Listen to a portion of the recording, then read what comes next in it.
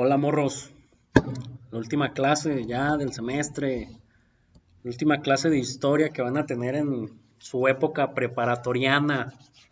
Ya se acabó esto, adiós. Chale, sí da melancolía, sobre todo porque no los puedo ver. Pero bueno, casi todas las preguntas que me enviaron giran en torno a por qué México no pertenece a ese programa, qué, qué necesitaría México para pertenecer, etcétera, ¿no? Entonces, se van a responder en esta ocasión de manera muy rápida. La primera dice, ¿por qué México no forma parte de esos programas? Porque esos programas son en la parte sur de nuestro continente. Y el ALBA era un programa que es una alianza más bien entre países que tienen gobiernos socialistas. Si se acuerdan, era Bolivia, Venezuela, algunos del Caribe, Ecuador. En el momento en el que se fundaron el ALBA y el Tratado de Comercio de los Pueblos, México no tenía un gobierno de izquierda. Desde 2018 lo tenemos. Entonces, por eso no pertenecíamos a esos programas. Y al Mercosur no pertenecemos porque su mismo nombre lo dice. Es un tratado del sur. Hay un Merconorte, donde sí pertenece México, que es Estados Unidos, Canadá y México. Y hay otro Merco que es en Centroamérica, que no me acuerdo cómo se llama, se me fue el avión, que es para los países de Centroamérica y del Caribe. ¿Sí? Pero por eso no pertenecemos a los programas que vimos. Ahorita les voy a enseñar algunos de los que sí pertenece México. ¿Qué pasaría si todos los pueblos realizaran de manera eficiente el Tratado de Comercio de los Pueblos? Yo creo que sería algo muy padre porque se le daría mayor poder, mayor reconocimiento a los pueblos indígenas. Yo hace rato que hice el video de cuarto semestre, con ellos estoy viendo el ZLN, terminé de ver el ZLN. Y el ZLN, pues sí, de los primeros, eh, de las primeras, se me fue el avión,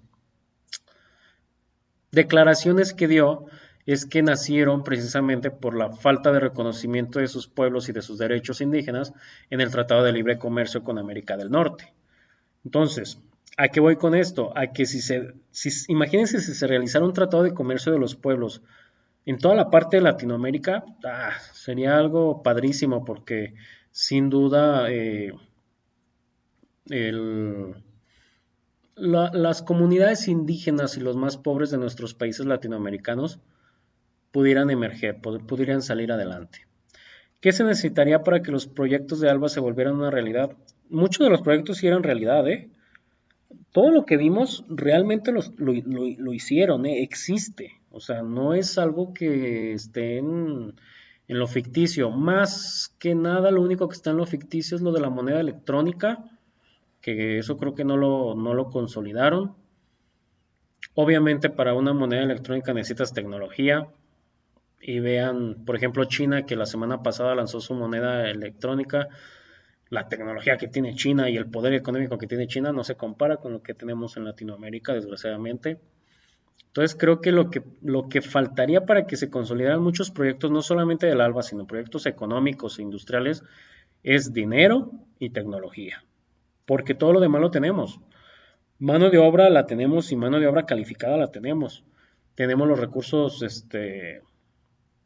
intelectuales, los recursos naturales también están. Entonces creo que es lo que falta, tecnología y dinero. Un tratado así podría hacerse con más países, claro, claro que se puede y ahorita les enseño la parte de los tratados. ¿Por qué México no se une? Ya lo dijimos, eso ya la contestamos. México tiene un programa así, ahorita los vemos. Ya les dije por qué no somos del Mercosur. A lo que entendí es que el Mercosur es una copia de la Unión Europea, algo así, es como pues sí, es como una Unión Europea 2.0, pero el Mercosur es de Sudamérica solamente. Sería una buena idea hacer un tratado así de todo el continente americano. El problema es que las realidades no son las mismas. No es lo mismo Merconorte a Mercosur, porque Merconorte, y aún en Merconorte, no es la misma realidad que vive Canadá y Estados Unidos con la que vivimos en México.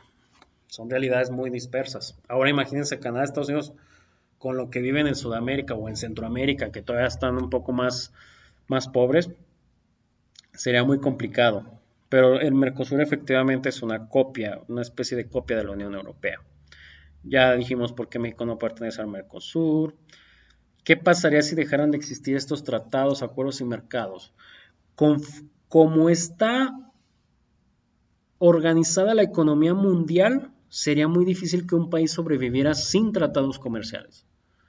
Porque todos los tratados comerciales, todos los acuerdos son para intercambios de productos, para hacer más fácil el intercambio de productos. Y el que un país no lo tenga, sería un país totalmente aislado y que no puede depender ya. Los países actualmente ya no pueden depender de lo que hacen solamente en su país. Entonces, yo creo que si un país no firmara un tratado, sí colapsaría su economía en muy poco tiempo, muy, muy poco tiempo.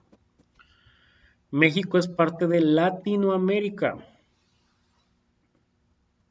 Latinoamérica es toda esta parte de México hacia abajo, que somos los latinos y que hablamos generalmente todos el español, porque en Puerto Rico también se les considera latinos, pero hay una parte que hablan inglés. México es parte de Latinoamérica, no es parte de Centroamérica, porque Centroamérica empieza de Belice y Guatemala para abajo hasta Panamá. Hasta ahí pertenece Centroamérica. ¿Sí? ¿Cree usted que el hecho de que México se relacione con Estados Unidos afecte con los demás países? Sí, había un presidente, no recuerdo, se me fue ahorita el nombre, que decía, pobre México, tan lejos de Dios y tan cerca de Estados Unidos, porque muchas de las cosas que ha hecho México las hace porque Estados Unidos se las ordena. Vean a la actualidad, el cierre de las fronteras. Estados Unidos ya no tiene la necesidad de poner militares en la frontera norte de nuestro país, porque pues ya México le hizo caso y puso toda la Guardia Nacional y creo que son como 27,000 soldados mexicanos los que están en la frontera norte cuidando la frontera, que no se pasen a Estados Unidos, cuando debería de ser el ejército ocuparse en otras cosas, ¿no? Pero bueno, es un problema, se sacan beneficios, pero también se sacan problemas, la relación de Estados Unidos y México. Y sí afecta mucho cómo se llevan a cabo los tratados con otros países latinoamericanos. Aquí está. México cuenta más o menos con una red de 13 tratados de libre comercio con 50 países en todo el mundo, no solamente en América. Son 13 tratados de libre comercio, son 32 acuerdos para la promoción y protección recíproca de las inversiones con 33 países. Son 9 acuerdos de alcance limitado, que son acuerdos para cosas muy, muy, muy específicas. Y México sí está dentro de una asociación latinoamericana de integración, que es el ALADI. Ahí sí es una asociación que está de México, el Caribe, Centroamérica y Sudamérica. Ahí sí están todos juntitos. Y también México participa activamente en organismos y foros de la Organización Mundial del Comercio, de la APEC, que es de Asia-Pacífico, y de la OCDE y de ALADE. O sea, México sí está muy, muy metido ahí. Hay tratados de libre comercio con América del Norte, con Sudamérica, con Asia, con Europa, con algunos países de África. O sea, hay tratados de libre comercio con todo el mundo. El problema que yo veo aquí es que con las nuevas disposiciones que ha tomado, sobre todo la cuestión de las energías renovables, donde la semana pasada, si es que ustedes siguen las noticias, México ya le dio cierre total a las energías renovables. Ya no va a haber producción de energía eólica, ni de energía hidráulica, ni de energía solar, no. Y muchas de esas inversiones eran extranjeras, sobre todo de la Unión Europea. Incluso la Unión Europea mandó una carta pidiendo una explicación al gobierno mexicano de por qué se iban a detener estas inversiones de energías renovables. Supuestamente el gobierno, bueno, no supuestamente, es lo que es. El gobierno lo que quiere es que todos le compremos la electricidad a Comisión Federal de Electricidad. Comisión Federal de Electricidad lo que hace es que sus plantas de producción de electricidad trabajan con combustóleo. El combustóleo es como la basurita que queda del petróleo. Es un combustible que es altamente contaminante por sus altos niveles de azufre y de hecho nadie se lo compra a Pemex. O sea, Pemex ya no tiene compradores de combustóleo en el mundo porque precisamente por la baja tecnología que tiene Pemex sale muy sucio, sale muy contaminante el combustóleo. Entonces el único que se los compra es CFE. ¿Y qué es lo que pasa? Pues que bueno, lo que quieren proteger con este acuerdo de no energías renovables es precisamente que el combustóleo se compre a través de CFE para ayudarle a Pemex a conseguir dinero, ¿no? Entonces, este tipo de acuerdos yo creo que sí van a afectar mucho los tratados de libre comercio y los acuerdos que se tengan con otros países. Sería interesante ver en los próximos días, en las próximas semanas, cómo va a afectar. Pero para los que no han visto las noticias, véanlo, porque las noticias nos están bombardeando de coronavirus, pero vean lo que está haciendo el gobierno mexicano, ¿no? Y esto es muy grave, porque aparte de que te estás peleando con los otros países, estás contaminando el mundo a más no poder. O sea, prefieres utilizar el combustóleo lo más contaminante que hay que utilizar el sol, que utilizar las energías eólicas y demás, ¿no? Entonces, aguas ahí. Empezamos. La última clase, que es una clase que, repito, yo anexé al programa y que más que analizar a Brasil, vamos a analizar a este personaje que está aquí, a Jair Bolsonaro, que es el presidente brasileño. La intención de esta clase es para que vean los extremos a los que podemos llegar como seres humanos y que ustedes reflexionen. Jair Bolsonaro tiene 62 años, es ex militar y desde 1991 fue diputado federal. Él inició su carrera política con el Partido Demócrata Cristiano. Ahí es los primeros dos puntos a destacar de él es que es ex militar y que salió del Partido Demócrata Cristiano. Me duele la cabeza nomás de ver a este hombre. ¿Por qué? Tiene ha estado inmerso en 7 partidos políticos, o sea que es una especie de chapulín, como los conocemos en México, chapulines políticos que van de un partido a otro. Y podríamos decir que llegó a la presidencia como Donald Trump. Estos dos personajes que están fuera del político tradicional, que están fuera de la manera tradicional de hacer política y que son personajes que hablan sin pelos en la lengua, según ellos, y que la gente les da esta misma transparencia de hablar sin pelos en la lengua, a la gente le da la idea de que tampoco van a ser corruptos, ¿sí? Y de hecho, a Bolsonaro le llaman el Trump brasileño. ¿Por qué? ¿Se acuerdan cuando Trump hablaba de los mexicanos, de que los mexicanos solamente éramos personas que violábamos gente y personas que solamente íbamos a robar y a drogarnos a Estados Unidos? Algo así es este cuate, pero un poco más corriente. Nada más para que se den una idea. Ha dicho que las mujeres deben ganar menos porque se quedan embarazadas y ya no son productivas, pues ya no sirven. Ha dicho que los artistas deben ser fusilados porque muchos artistas con sus obras, ya sean obras musicales, obras de pintura, de escultura, lo que fuera, habló en artistas generales, provocan que la gente, en primer lugar, esté en contra del gobierno y en segundo lugar, provoca que el arte sea como que abierto y genere ciertas tendencias homosexuales, o sea, una visión medio tonta. Habla de que las minorías tienen que inclinarse a las mayorías, o sea, son declaraciones que él ha hecho. Dice que los negros no sirven ni para reproducirse, pues el señor es blanquito, y habla de que pues, los negros no sirven para nada, ni siquiera para reproducirse. Ha dicho, y lo dijo así tal cual, que él sería incapaz de amar a un hijo homosexual. Está a favor de la venta libre de armas para que todas las personas, así tal cual lo dijo en campaña, para que todas las personas tengan un arma en casa y puedan asesinar, puedan matar a la persona que les está robando. Y fíjense lo grave que dice, el error de la dictadura militar fue torturar y no matar. O sea, él está a favor de que se le mate a la gente. Algo, algo extraño en este hombre. Estas son como que las tres declaraciones más graves para mí, y que las quise destacar aparte.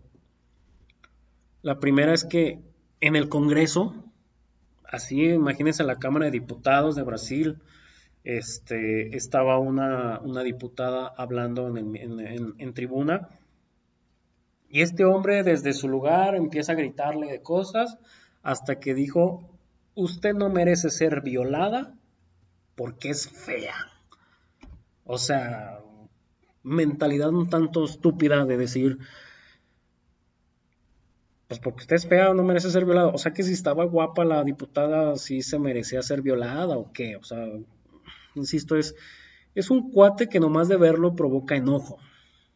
¿Sí? Pero esta es la ultraderecha.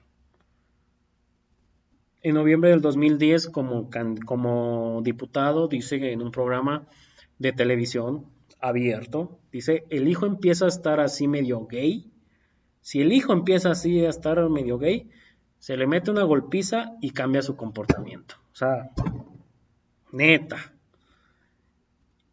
Y ahora como candidato, fíjense lo que dijo. Fui con mis 3 hijos. El otro también fueron 4.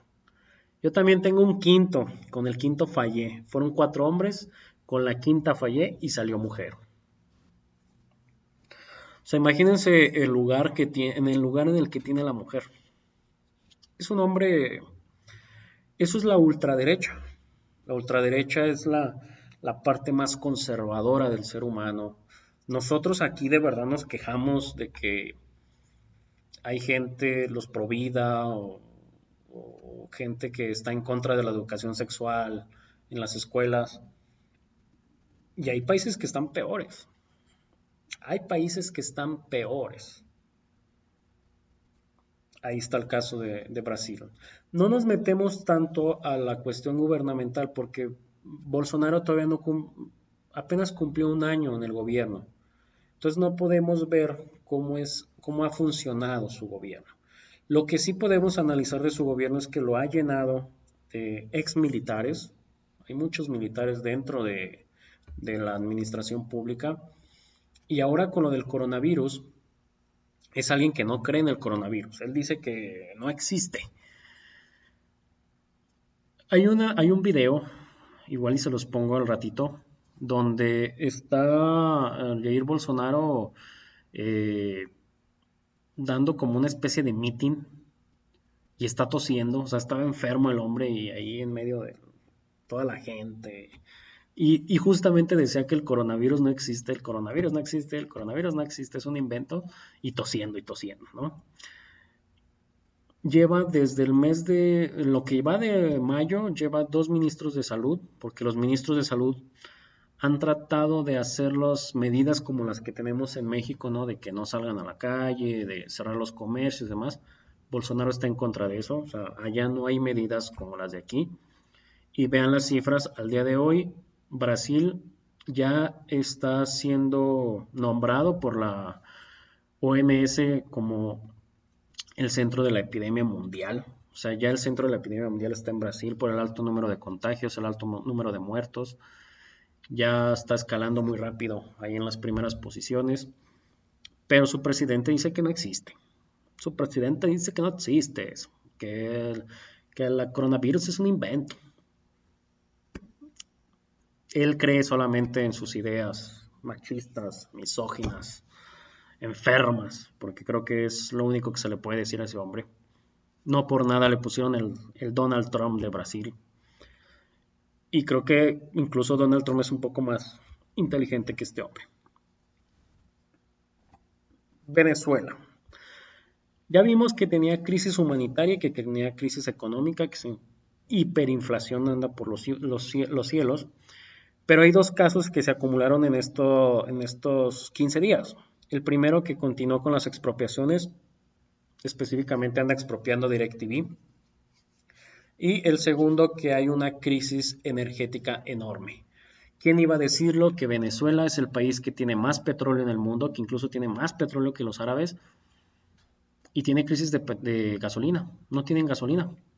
El día de hoy, precisamente hoy lunes 25 de mayo, llegó un buque de Irán con gasolina para poderles surtir a Venezuela, porque Venezuela ahorita no hay comida, no hay medicamentos, no hay luz, no hay gasolina, no hay nada.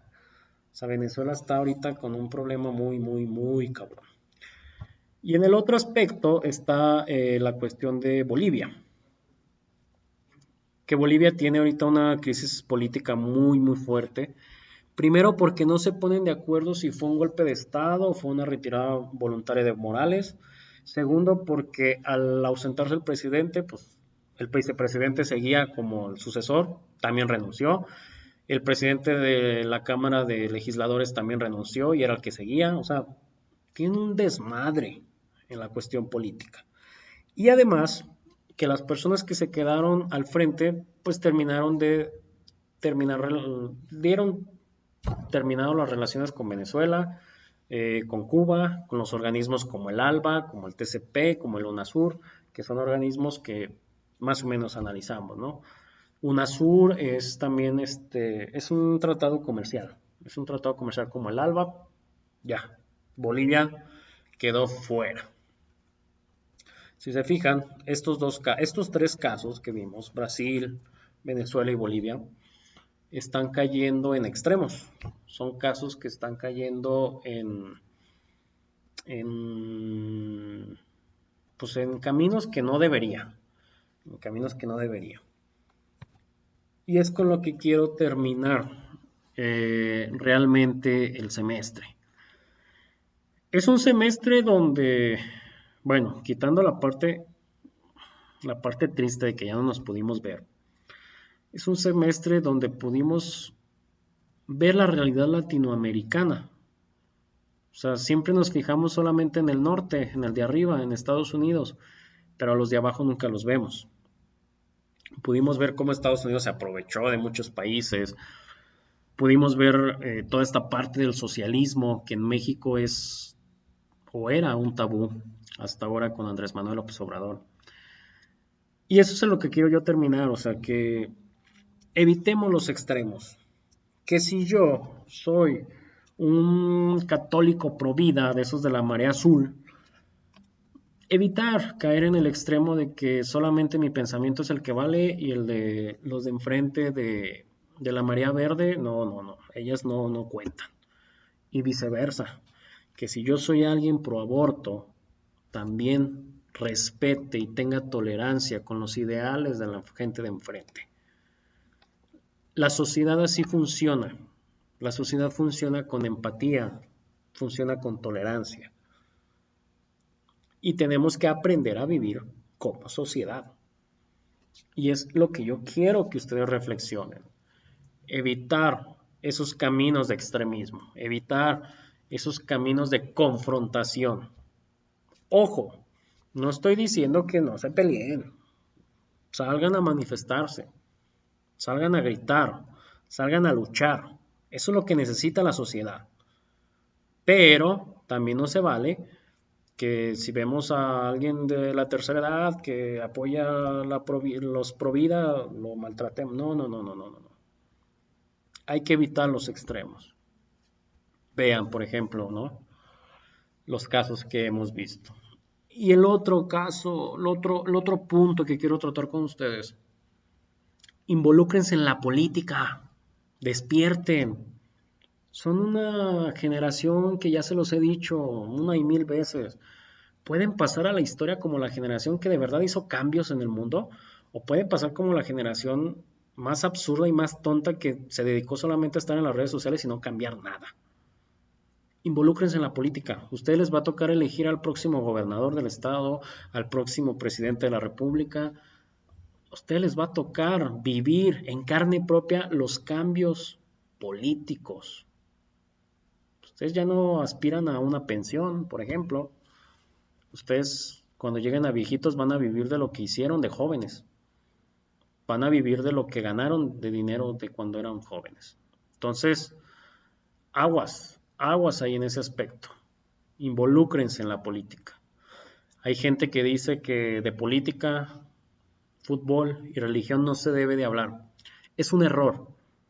Hablen de política, critiquen, analicen a los personajes, involúcrense en los problemas de su comunidad. Ustedes son un agente de cambio muy, muy importante. Muy, muy importante. Y que el día de mañana, si ustedes continúan trabajando o van a continuar estudiando, se conviertan en seres buenos, en seres que valgan la pena en la sociedad. Ánimo, sus dudas déjenmelas aquí. El día miércoles les voy a subir otro video, miércoles en la noche, o a lo mejor el jueves en la mañana, no sé. Voy a subir otro video donde les voy a pedir el trabajo final. Va a ser un trabajo final muy pequeño, muy, muy pequeño. Va a ser un trabajo individual. Y ahí voy a aprovechar para contestar las dudas que queden. Yo no quería terminar el semestre así, distancia, yo quería escucharlos, quería verlos, pero las circunstancias actuales así lo han llevado. Cuídense mucho, seguimos en contacto.